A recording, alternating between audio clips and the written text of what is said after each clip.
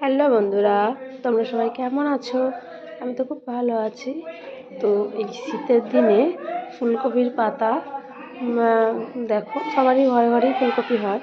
তো ওই পাতাটা আমি প্রথমে ছিঁড়ে নিয়েছিলাম, কচি কচি যেগুলো হয় সেগুলো একটু সেদ্ধ করে নিয়েছিলাম। সেদ্ধ করে নিয়ে সেই জলটা গেলে নিয়েছিলাম।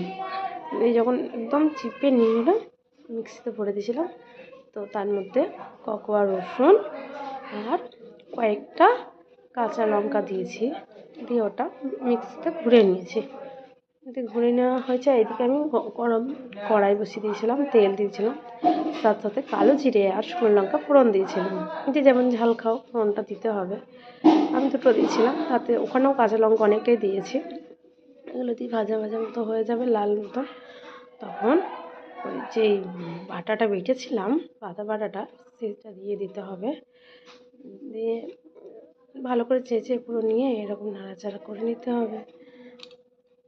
নাড়তে চাড়তে যখন দেখবে একটু লেগে গেছে, তখন একটু নুন দিয়ে দেবে।